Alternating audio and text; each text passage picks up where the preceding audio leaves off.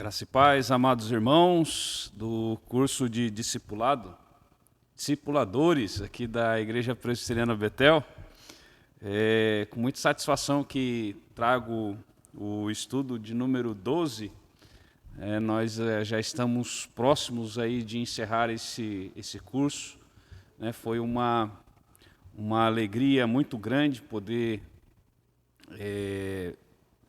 participar com os irmãos aí também como preletor, juntamente com o pastor Apio. Nós ainda teremos mais um estudo ainda a respeito dessa área de discipulado que iremos ter na semana que vem. E aí o 13º estudo será o nosso encerramento. Mas foi muito bom, Infelizmente não pudemos fazer por completo de forma presencial, mas aprove a Deus assim conduzir tudo, Então, que glorifiquemos a Deus mesmo desta forma, mesmo de forma online, mas louvado seja o nome do Senhor, porque nós temos condições de fazer dessa forma. Imagina se fizéssemos apenas através de cartas e de outras formas mais, vamos dizer, primitivas, Louvado seja o nome do Senhor que nos deu essas condições.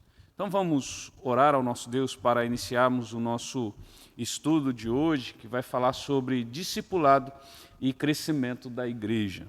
Vamos orar ao nosso Deus. Maravilhoso Deus, nós louvamos e engrandecemos o Teu nome, ó Pai.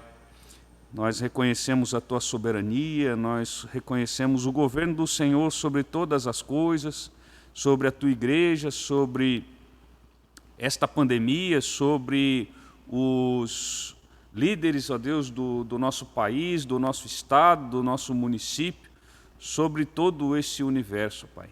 Nada foge do controle do Senhor e assim reconhecemos.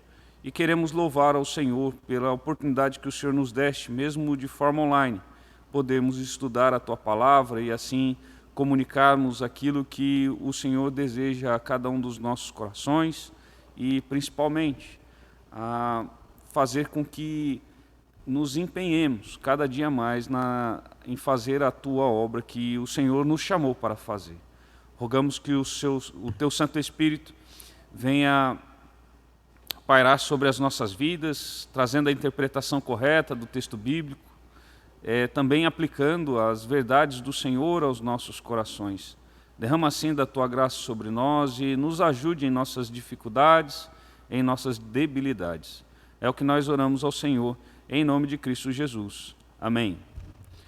Então, irmãos, o texto base para o nosso estudo de hoje, o estudo de número 12, discipulado e crescimento da igreja, Atos capítulo de número 1, versículo de número 1 até o versículo de número 14. É um texto relativamente conhecido. Assim diz a palavra do Senhor. Escrevi o primeiro livro, ó Teófilo, relatando todas as coisas que Jesus começou a fazer e a ensinar, até ao dia em que, depois de haver dado mandamentos por intermédio do Espírito Santo aos apóstolos que escolhera, foi elevado às alturas. A estes também, depois de ter padecido, se apresentou vivo, com muitas provas incontestáveis, aparecendo-lhes durante 40 dias e falando das coisas concernentes ao reino de Deus. E comendo com eles, determinou-lhes que não se ausentassem de Jerusalém, mas que esperassem a promessa do Pai, a qual disse ele, de mim ouvistes. Porque João, na verdade, batizou com água, mas vós sereis batizados com o Espírito Santo, não muito depois destes dias.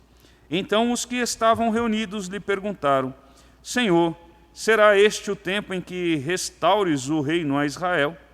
Respondeu-lhes, não vos compete conhecer tempos ou épocas que o Pai reservou pela sua exclusiva autoridade, mas recebereis poder ao descer sobre vós o Espírito Santo e sereis minhas testemunhas, tanto em Jerusalém como em toda a Judéia e Samaria e até os confins da terra. Ditas estas palavras, foi Jesus elevado às alturas, à vista deles, e uma nuvem o encobriu dos seus olhos. E estando eles com os olhos fitos no céu, enquanto Jesus subia, Eis que 2 varões, vestidos de branco, se puseram ao lado deles. E lhes disseram: varões galileus, por que estáis olhando para as alturas? Este Jesus, que dentre vós foi assunto ao céu, virá do modo como o viste subir. Então voltaram para Jerusalém, do monte chamado Olival, que dista daquela cidade, tanto como a jornada de um sábado. Quando ali entraram, subiram para o cenáculo, onde se reuniam Pedro, João, Tiago, André, Filipe, Tomé, Bartolomeu, Mateus, Tiago, filho de Alfeu, Simão, o Zelote, e Judas, filho de Tiago. Todos estes perseveravam unânimes em oração com as mulheres, com Maria, mãe de Jesus, e com os irmãos dele. Então essa daqui é o início, né, da igreja. Nós vemos aqui aqui o versículo de número 13 e 14 falando a respeito daqueles que estavam perseverando depois de que Jesus ele foi assunto aos céus. Interessante, o versículo de número 15, né, ele amplia um pouquinho mais esse rol do 13 e do 14, falando aqui que ali em torno de 120 pessoas, né, 120 pessoas que estavam ali juntamente com os apóstolos, né, juntamente com a Maria, mãe de Jesus, e os irmãos de Cristo, que eles se converteram, na verdade, depois da sua morte, né? Depois da morte de Cristo, eles se converteram. Durante o ministério de Cristo, você não vê os irmãos de Jesus apoiando a Cristo. E aqui nós temos, nesse texto, várias coisas interessantes, principalmente o versículo de número 8, em que Jesus ele fala e promete a respeito do poder, né, que eles iriam receber, os apóstolos de Cristo, os discípulos de Cristo iriam receber, né, para serem testemunhas, pregarem assim o Evangelho, né, para pregarem, serem testemunhas em Jerusalém, que era onde eles estavam, Judeia, que era próximo, Samaria, que era um pouquinho mais distante, inclusive era meio que inimigo dos judeus, e aí até os confins da terra, que era em todo lugar que fosse possível, né, que seria todo o mundo. Então, aqui está essa promessa de Jesus, e essa promessa de Jesus ela é cumprida, né, na descida do Espírito Santo. Isso aqui nos mostra, primeiramente, que a igreja já recebeu o poder que foi prometido, né? A igreja já tem esse poder. Nós ainda não precisamos esperar para que esse poder desça, para que venhamos a pregar o Evangelho. Esse poder nós já temos, é o Espírito Santo que habita na vida de todo crente verdadeiro, né? Então, como introdução aqui ao nosso estudo, ele fala: o grande problema das igrejas é o que podemos chamar de orfandade espiritual. Os recém-convertidos são simplesmente deixados de lado, e os que permanecem na igreja tornam-se órfãos espirituais. A resposta para isso é a realidade do ministério paulino. O apóstolo Paulo se considerava pai de todos os discípulos de Cristo, como nós podemos ver aí em 1 Coríntios.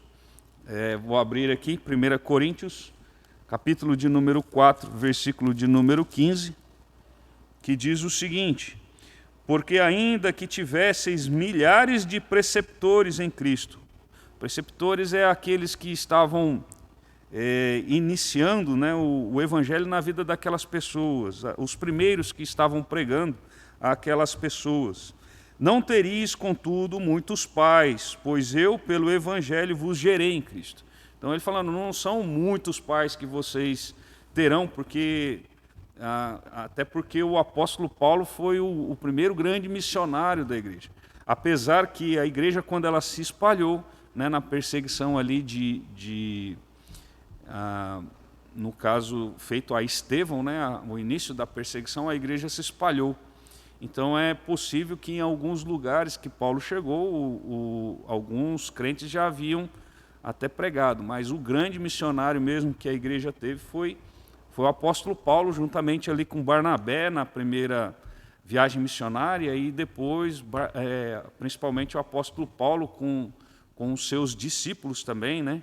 Tanto Timóteo como Título. Aí vemos Apolo também ajudando Paulo a partir da segunda viagem, a partir das outras viagens missionárias dele, né? Então, Paulo era o grande pregador aos gentios, é o chamado apóstolo aos gentios. Então, possivelmente, se não ouviram primeiramente de Paulo, não foi de muitas pessoas, que as pessoas ouviam antes de Paulo, né? Já até porque ele foi esse grande missionário, talvez o maior missionário de todos os tempos da igreja. Lá em Gálatas 4,19, vamos ver o que diz também esse texto.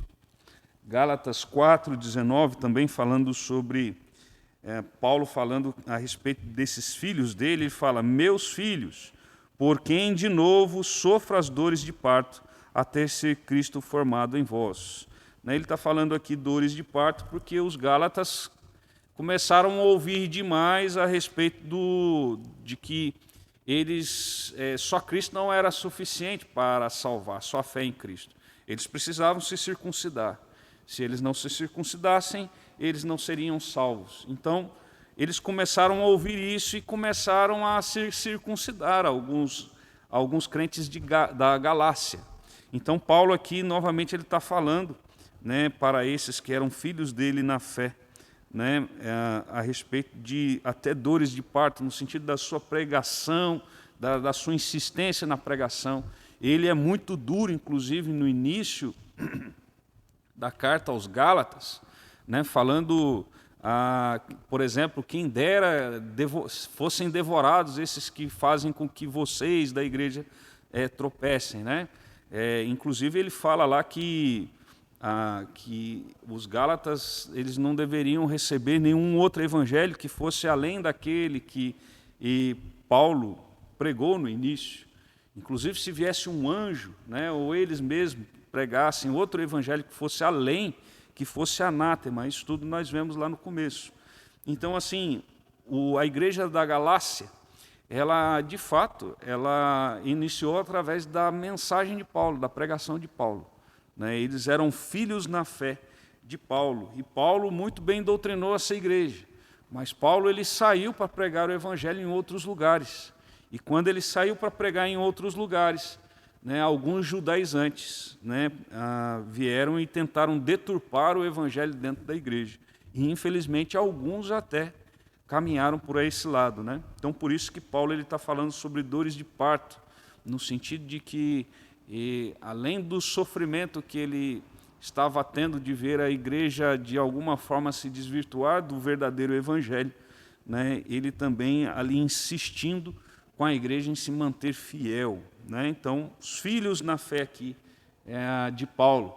Em 1 Tessalonicenses, nós também vemos Paulo ele tratar a respeito disso, né? 1 Tessalonicenses, capítulo de número 2, versículo de número 11, e diz assim: e sabeis ainda de que maneira, como o pai a seus filhos, a cada um de vós. Então, Paulo aqui chamando, né, os de Tessalônica de filhos, né? Ele se colocando numa posição aqui como de pai. Pai é aquele que cuida. Pai é aquele que cuida, né? Então, irmãos, nós temos visto que quando fala sobre essa questão da orfandade, a orfandade é algo que tem sido muito comum nas igrejas. Nós vimos, por exemplo, no estudo anterior, né, que é o estudo de número 11, que foi numa das quartas-feiras aqui na igreja, falamos até um pouquinho sobre isso e até mesmo o problema de muitos crentes estarem pulando de igreja em igreja.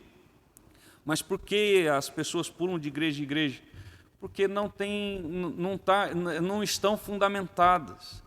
E o discipulado é aquele que vai trazer raízes, vai fazer com que a pessoa tenha raízes dentro do cristianismo, vai ter raízes dentro da palavra de Deus, e assim ela vai compreender de forma mais profunda. Então ela não vai ficar pulando de igreja em igreja. Ela pode até mudar de igreja quando ela for para outra cidade, mas se ela mora na mesma cidade, ela não vai ficar pulando de igreja em igreja. ela vai se fixar justamente porque ela vai entender que Deus chamou ela para aquele lugar para ser bênção. Para ser bênção. Deus não chamou cada um de nós, e os crentes de uma forma geral, em suas respectivas igrejas, no caso nós aqui na Igreja Presbiteriana Betel, simplesmente porque Deus falou assim, eu não sei para onde vou mandar, acho que eu vou mandar para lá. Não. Deus, ele chamou para cá. Se chamou para cá é para ser bênção aqui. Ser bênção aqui, desenvolver os dons aqui, para ajudar as pessoas que necessitam se amadurecer mais e mais através do próprio discipulado. Então o problema é que as pessoas muitas vezes elas chegam a Cristo, chegam à igreja, estão lá, muitas vezes soltas, né? Soltas, as pessoas não estão preocupadas com o desenvolvimento espiritual dela, né? E muitas vezes as pessoas acham assim, mas essa questão do desenvolvimento espiritual de cada membro da igreja, ou das pessoas que acabam de chegar na igreja, isso é preocupação do pastor somente. Isso é preocupação somente do conselho. Na verdade, isso deveria ser preocupação do pastor, sim. Deveria ser preocupação do conselho, sim. Agora, deveria ser preocupação de cada um de nós na igreja. E nos colocarmos nessa situação, nos colocarmos para ser bênção na vida dessas pessoas, de até mesmo adotarmos alguns que chegam dentro da igreja. Não simplesmente falar, vai lá e se desenvolva sozinho. Olha, vai lá pegando aí as migalhas através das mensagens do pastor, através de um estudo de escola dominical. Mas as pessoas não têm muitas vezes essa profundidade em relação ao trabalho, o que é de fato ser uma vida cristã. Por isso esses aí muitas vezes são chamados de órfãos dentro da igreja. Órfãos espirituais.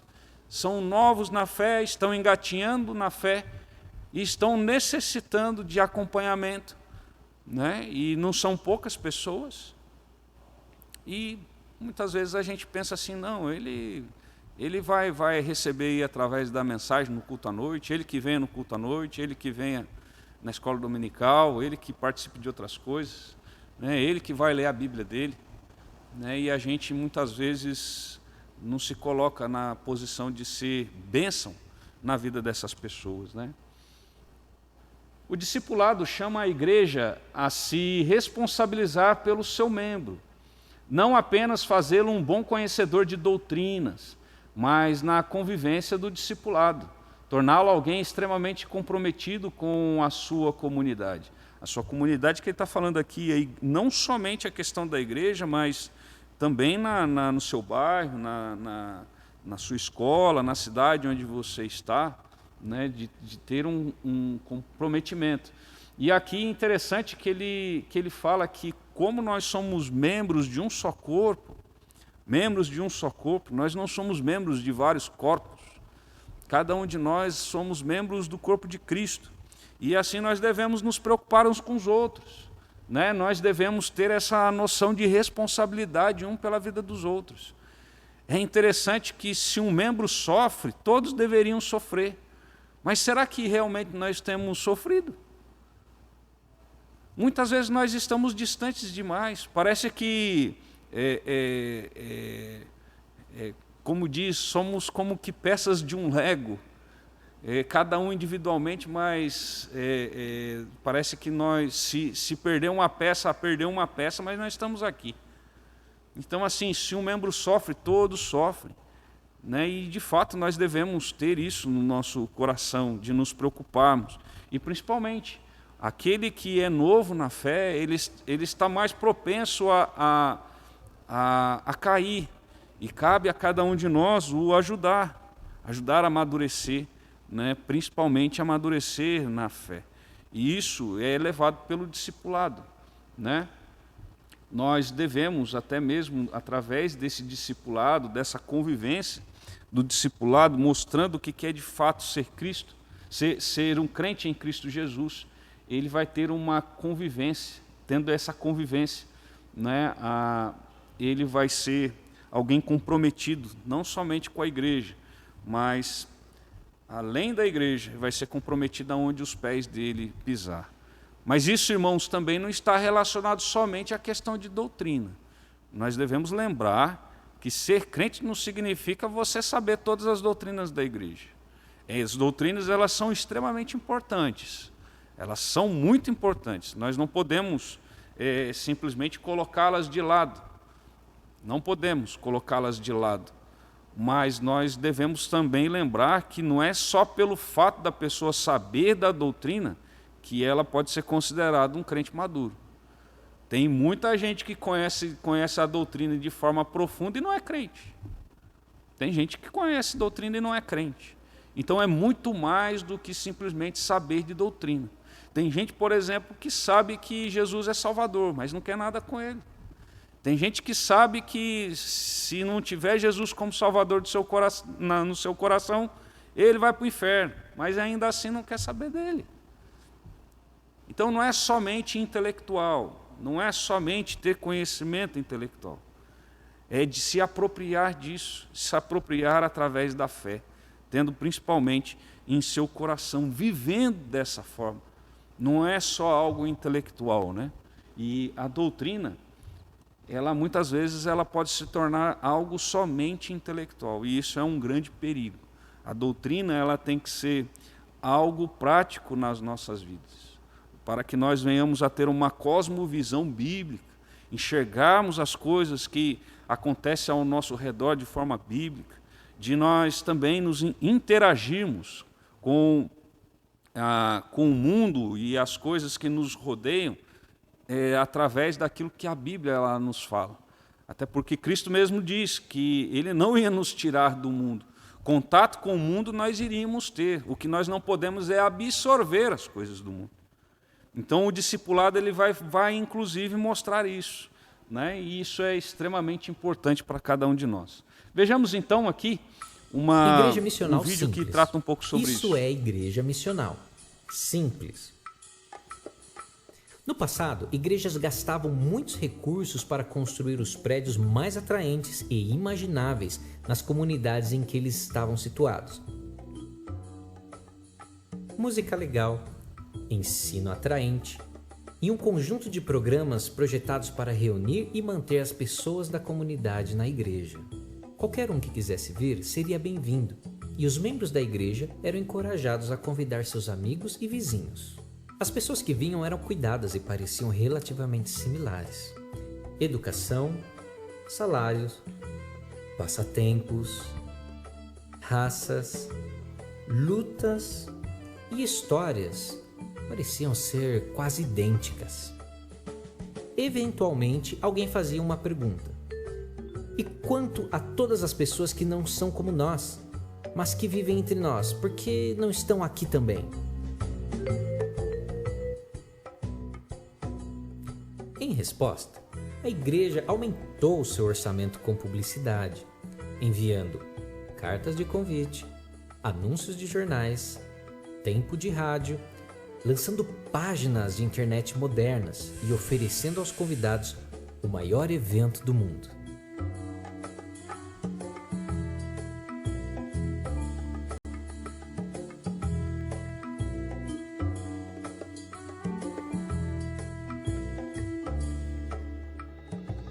Os membros da igreja começaram a depender da igreja para fazer o trabalho de transmitir a história de Deus ao mundo.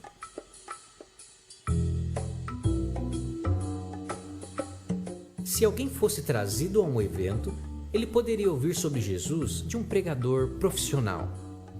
Dessa forma, convidar pessoas se tornou sinônimo de evangelismo. A igreja missional, por outro lado, capacita seus membros para serem a igreja da comunidade. A igreja treina, dá recursos, encoraja e desafia as pessoas para viverem o evangelho na comunidade para aqueles que, de outra maneira, ficariam desconfiados da igreja e seus esforços como publicitários. A igreja envia seus membros para viver entre pessoas que não são familiarizadas com costumes de igreja, nem com canções cristãs e nem com que eles acreditam ser santo, exatamente como um missionário estrangeiro faria. A igreja missional reconhece que cada crente encarna a vida da igreja em sua vizinhança, escola e em seu local de trabalho. cada um deles contando a história de Deus em seu contexto de relacionamento e compaixão. Isso é Igreja Missional Simples. Isso, esse videozinho, interessante que ele vai falar um pouquinho de como que a igreja ela foi se desenvolvendo, né? Um pouquinho no decorrer da história. Muitas igrejas, inclusive, buscando a questão do entretenimento para ver se chama pessoas, né? A questão, muitas vezes, do anúncio do evangelho através de, seja os mecanismos, não tinha o foco principal em trazer as pessoas a Cristo, mas trazer as pessoas à igreja. E quando nós olhamos, por exemplo, principalmente no Novo Testamento, que foi escrito em grego, né, uma das palavras usadas para a tradução para a igreja é eclésia. E eclésia significa chamar para fora. Não é chamar para dentro, é chamar para fora. Ou seja, é no sentido da igreja saindo para evangelizar. Não é simplesmente trazendo para evangelizar. Então a igreja ela sai para evangelizar e quando ela evangeliza, ela pega e alcança o perdido. E o perdido se converte a Cristo Jesus, então ele vem para adorar. Ele vem para adorar na igreja. Ele não vem à igreja para ser evangelizado.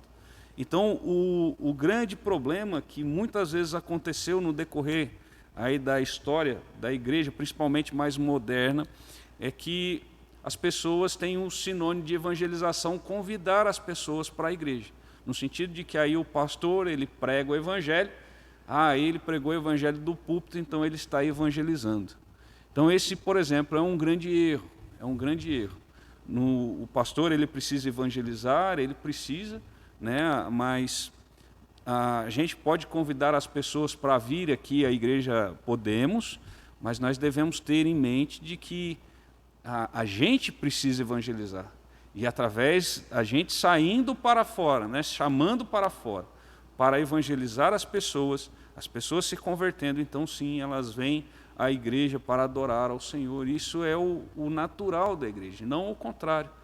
As pessoas virem aqui para ouvirem, se converterem aqui através, né, da pregação da palavra. Deus pode usar dessa forma? Pode, mas dessa forma é exceção, ela não é como que se a gente colocasse como que se fosse a regra.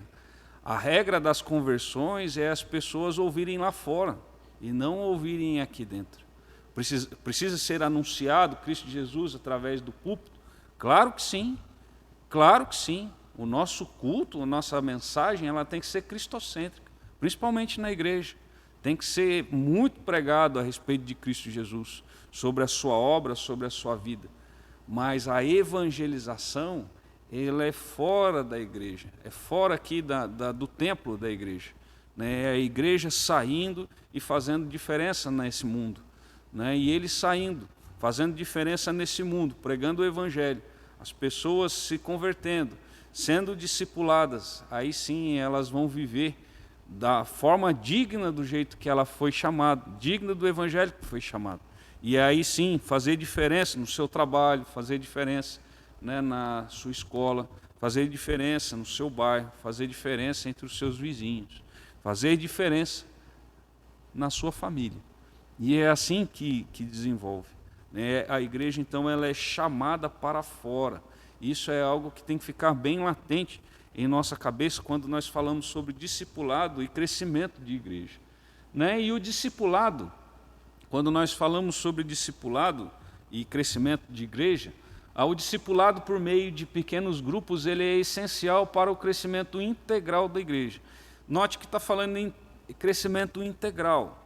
Quando nós falamos de crescimento integral, nós não estamos falando só de números, nós estamos falando de espiritualidade, nós estamos falando de comunhão, né? Nós estamos falando de responsabilidade, nós estamos falando sobre desenvolvimento de dons, dos dons de cada um, né? De não sermos, vamos dizer, aqueles que cata o seu dom e coloca para debaixo do tapete ou enterra o seu dom, mas é aquele que efetivamente desenvolve o seu dom isso para a edificação do corpo de Cristo, isso para o desenvolvimento, né, da igreja, e para ser bênção assim na vida das pessoas e também as pessoas consequentemente serem bênção, né, nas suas vidas.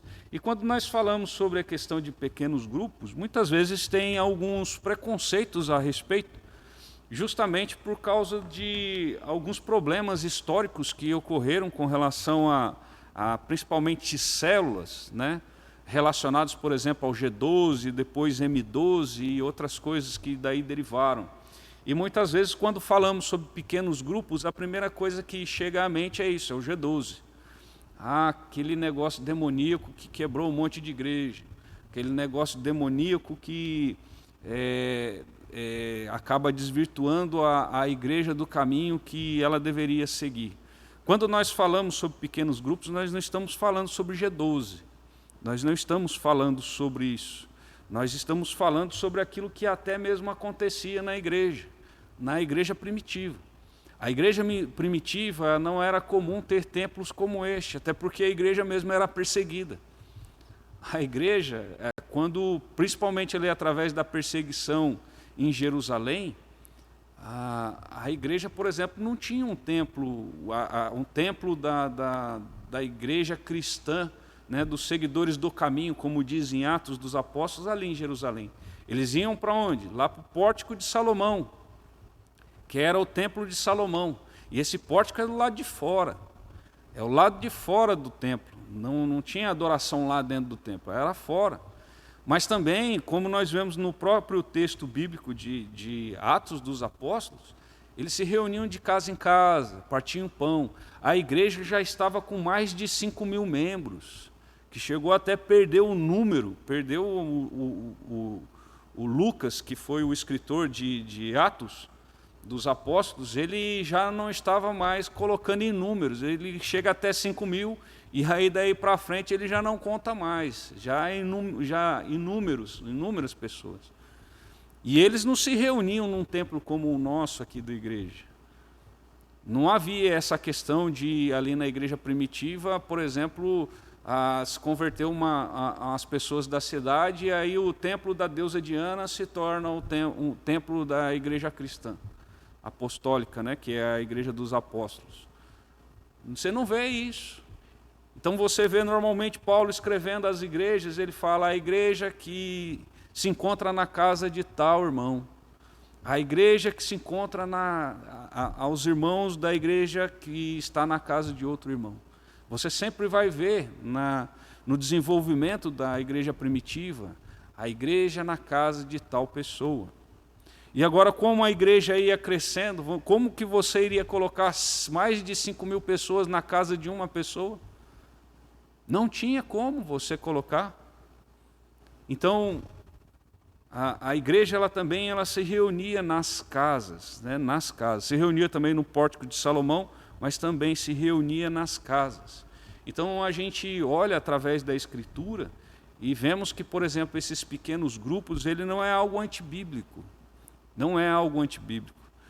É lógico que nesses nossos tempos, muitas coisas têm sido desvirtuadas, como que igrejinhas dentro da igreja.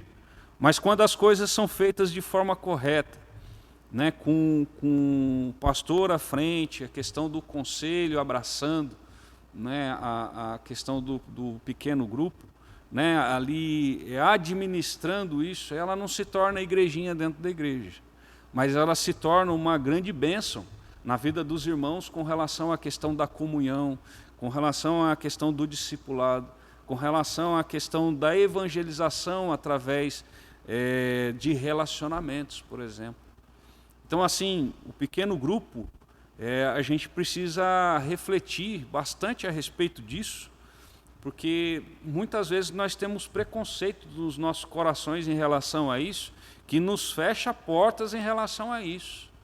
Mas nós devemos compreender que o pequeno grupo ele é uma forma administrativa. Ele não é uma doutrina. Pequeno grupo não é uma doutrina. Pequeno grupo, muitos pensam assim, mas se tiver pequeno grupo vai ter Santa Ceia lá dentro do pequeno grupo, ou vai ter questão de batismo lá dentro do pequeno grupo. Não, não vai ter não. Existem outras aí que em outros lugares que até fazem, mas não é isso que quer dizer isso.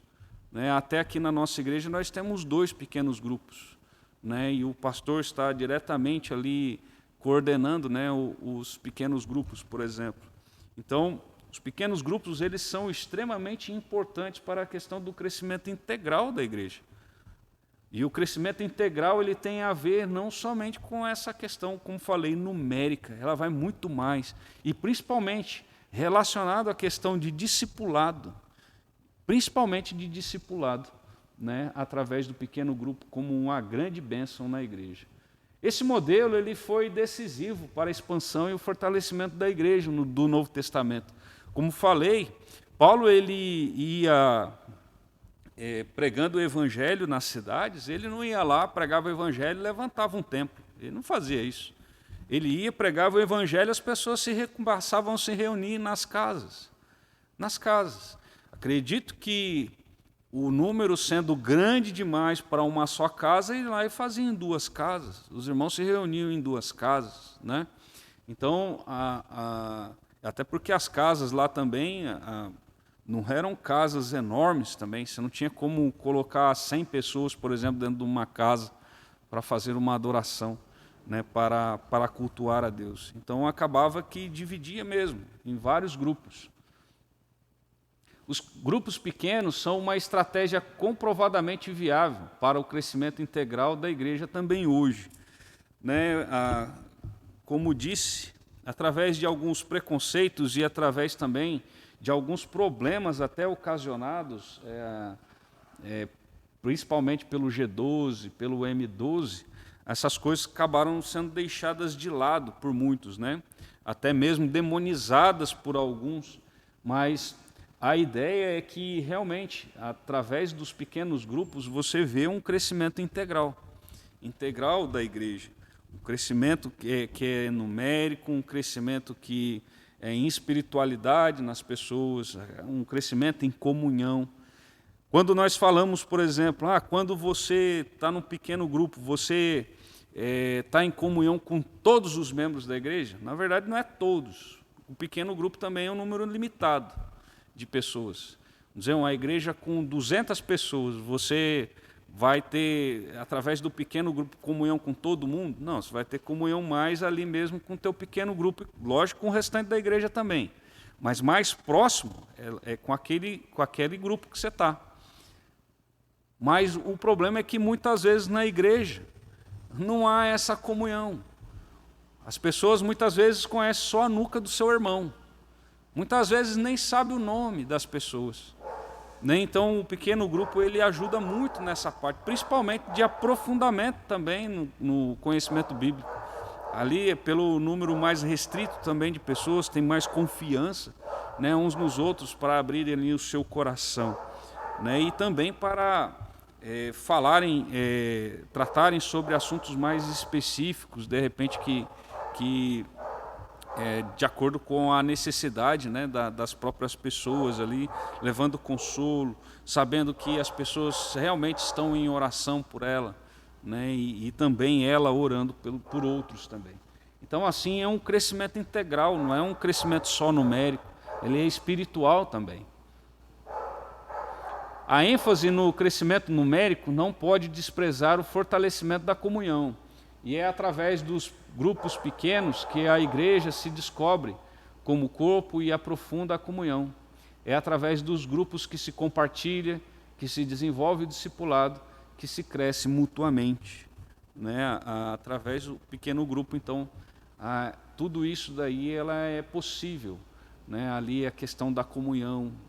Muitas vezes quando nós falamos sobre temos comunhão até aqui na igreja, quantas pessoas assim que nós só conhecemos, só lembramos muitas vezes do rosto só. Nós não lembramos nem do seu nome. Muitas vezes não lembramos não sabemos nem de onde a pessoa veio, não sabemos nem de que família ela é. Nós não sabemos nada sobre ele. E no pequeno grupo essas coisas são mais aprofundadas, as pessoas se conhecem mais. E aí, de fato, elas têm comunhão, né? Comunhão e as demais coisas também que têm a ver com o crescimento espiritual, principalmente, dos irmãos. Igrejas que buscam o crescimento integral não podem prescindir do discipulado realizado através dos grupos pequenos. Então, o grupo pequeno, ele se torna um grande instrumento, um instrumento que potencializa, né, essa questão do crescimento integral. Quando uma igreja ela não tem pequeno grupo, ela pode até crescer, pode, mas muitas vezes não de forma integral. Muitas vezes ela cresce só de número. Muitas vezes ela cresce espiritualmente perdendo membros, né? E o pequeno grupo, a tendência é as pessoas se sentirem cada dia mais pastoreadas. Nós fomos chamados, por exemplo, para o sacerdócio universal dos crentes. E quando somos chamados para o sacerdócio universal dos crentes, significa que cada crente ele é um sacerdote. Mas não no sentido de pegar e ministrar ceia, não no sentido de pegar e dar a bênção apostólica, não no sentido de batizar alguém, mas no sentido de ministrar a palavra na vida de cada um, no sentido de poder interceder pelo seu irmão.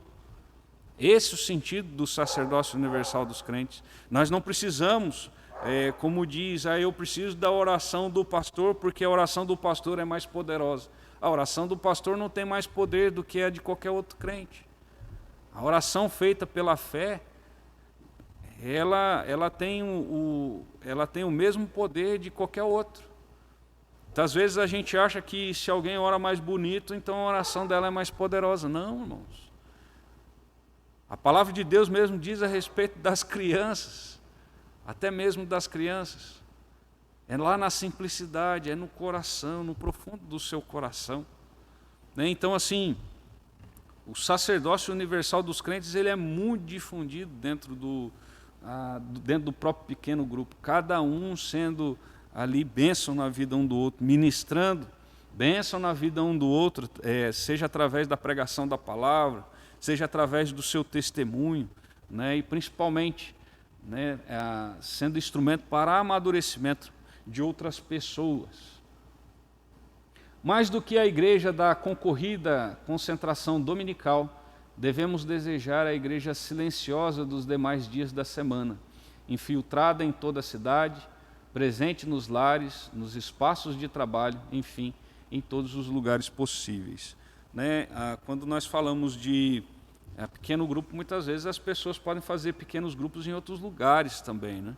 Às vezes até lá num espaço do trabalho que seja concedido, não no horário de trabalho, lógico, né? Não no horário do trabalho, porque senão você está furtando, na verdade, o teu empregador.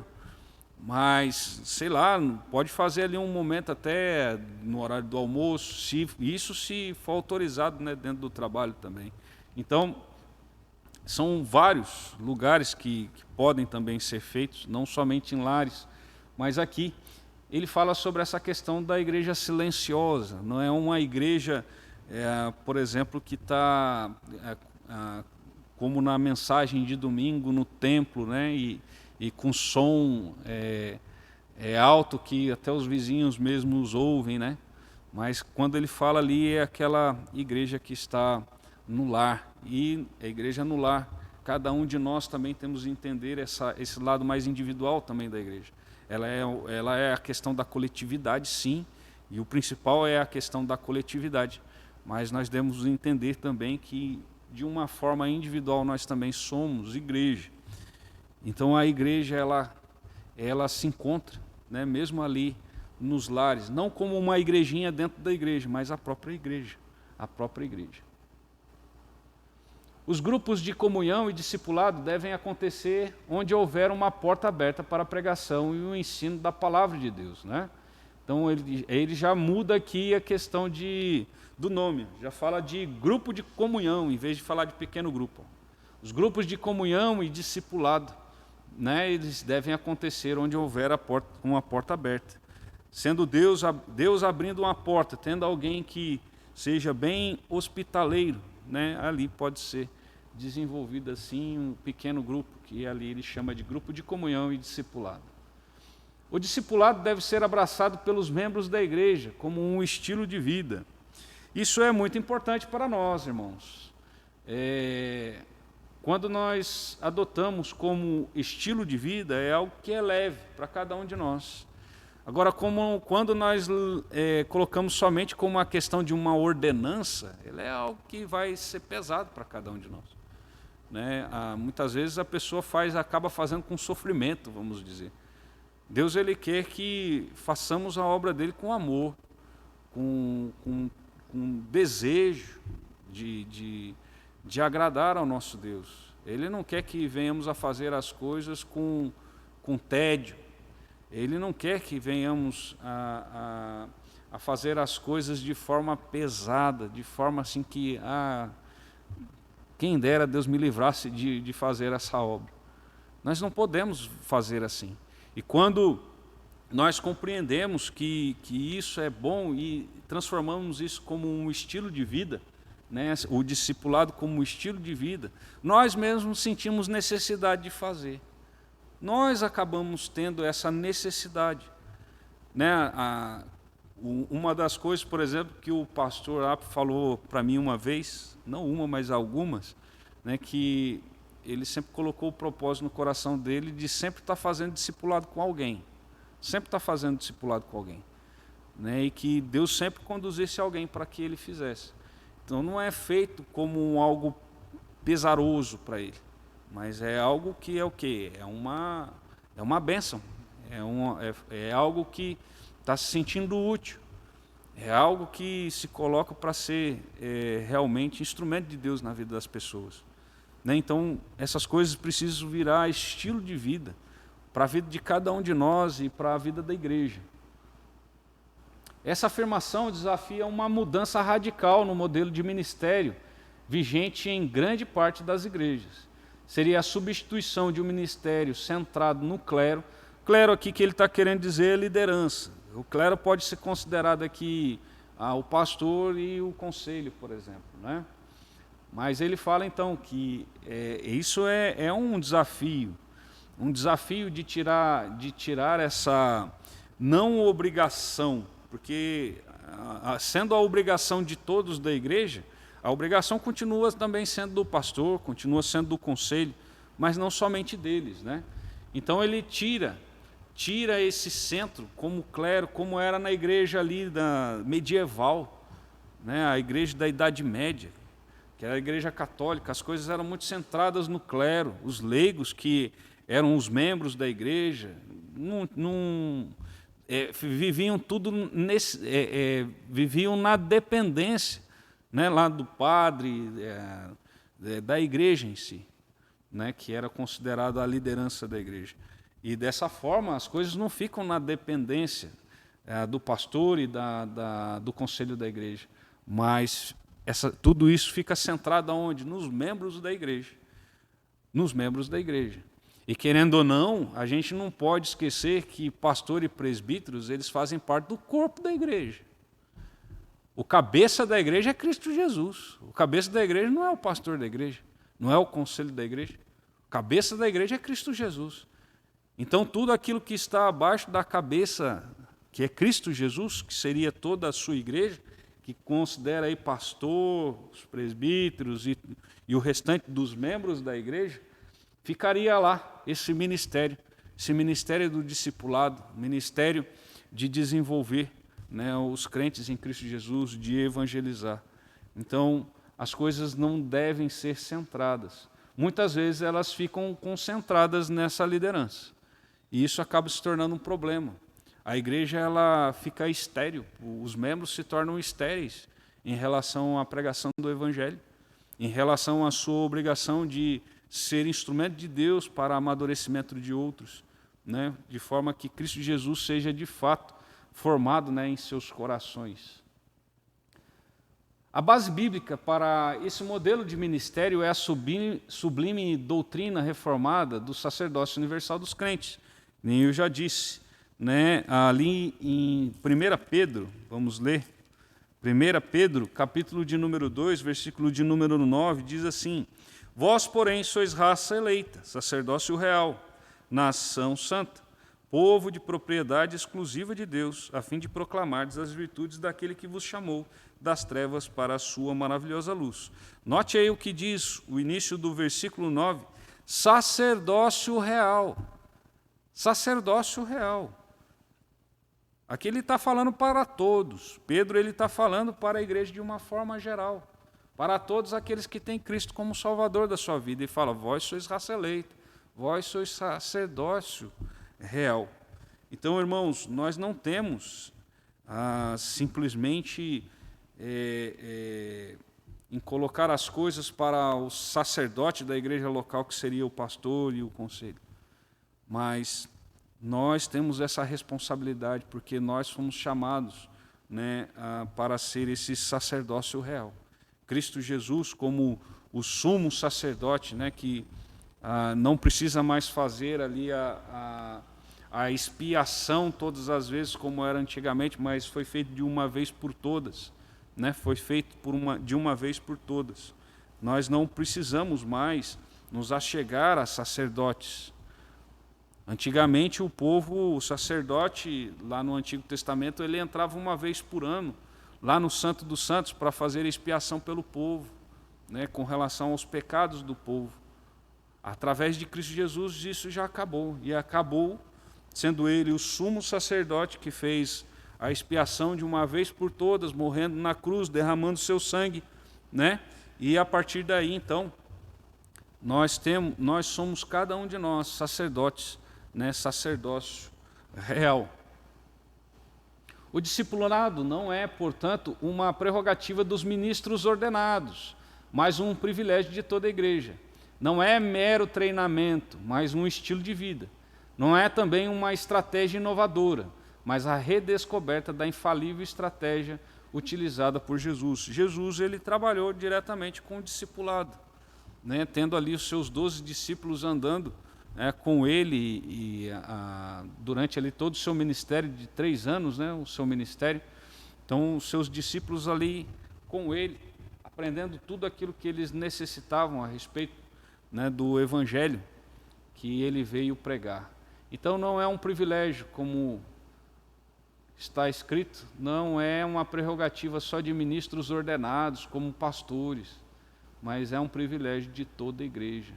E nós devemos ter isso em mente, irmãos. Essa palavrinha, ela é privilégio, não é peso, não é simplesmente ordenança, mas levamos como privilégio, não como algo pesado para carregarmos. O discipulado requer treinamento de líderes, né? Principalmente nessa parte de pequenos grupos que estamos também falando, né, sobre crescimento de igreja e discipulado. Embora o discipulado tenha a ver com todos os crentes, é importante que indivíduos que possuem maior potencial recebam treinamento avançado, né, principalmente para ser potencializado isso. O treinamento adequado oferecido às pessoas certas resultará com certeza em um estilo de discipulado altamente eficaz, né, principalmente os pequenos grupos também. Eles precisam, por exemplo, dos seus líderes, né? Pessoas que estão ali como facilitadores para o desenvolvimento da palavra, né? Então, são líderes e precisamos também sempre estar aí treinando essas pessoas, né? Para que venha fazer essa obra de forma excelente, que agrade ao nosso Deus. Quando o número de líderes leigos aumenta, e os membros da igreja estão sendo nutridos continuamente, mediante o treinamento de discipulado, o ímpeto de reavivamento na igreja é gerado. Isso acaba sendo consequência natural. Irmãos, agora, até uma pergunta que a revista ela faz é interessante sobre esse John Oak. Ele chega a conversar e falar a respeito de uma igreja de 900 membros que tinha um só pastor. Ele só tinha lá um pastor, mas eram 900 pessoas empenhadas no trabalho. Eram 900 pessoas agindo de forma que Deus ele realmente requer na palavra dele, que é o quê? Discipulando outros, pastoreando outros.